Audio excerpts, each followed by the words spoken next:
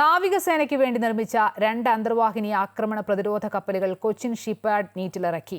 ദക്ഷിണ നാവികസേന flag officer commanding in chief vice admiral V Srinivas മുഖ്യാതിഥിയായി.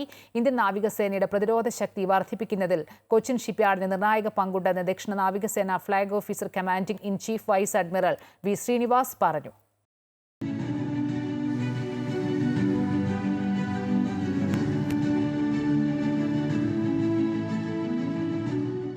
Anti submarine warfare shallow watercraft ASW/SWC നീറ്റിലിറക്കുന്ന ചടങ്ങ് കൊച്ചിൻ ഷിപ്പ്യാർഡിനെ സംബന്ധിച്ച് അഭിമാനാർഹമാണ്.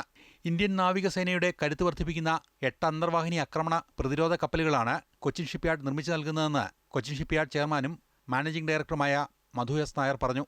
ഇന്ത്യൻ നാവികസേനയെ ശാക്തീകരിക്കുന്നതിൽ കൊച്ചിൻ ഷിപ്പ്യാർഡിന്റെ പങ്ക് ദക്ഷിണ നാവികസേന flag officer commanding in chief vice admiral V Srinivas എടുത്തു പറഞ്ഞു.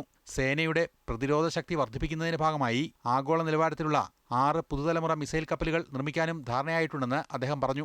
Amidst the constantly changing global security dynamics, the launch of these warships sends a powerful message that our nation is not only ready to ensure maritime security of our areas of interest, but is also committed to peace, stability and protection of maritime neighborhood, and to ensure that our seas around us remain safe and free for navigation for all seafarers. അന്തർവാഹിനി സാന്നിധ്യം തിരിച്ചറിയാൻ കഴിയുന്ന അത്യാധുനിക sonar സംവിധാനം ഉൾപ്പെടെയുള്ള കപ്പലുകളാണ് നാവികസേനയ്ക്ക് shipyard നിർമ്മിച്ചു നൽകുന്നത്. കഴിഞ്ഞ നവംബറിൽ INS Mahe, INS Malvan, INS Mangrol എന്നിങ്ങനെ 3 കപ്പലുകൾ നീറ്റിലിറക്കിയിരുന്നു. അമൃത ന്യൂസ്, കൊച്ചി.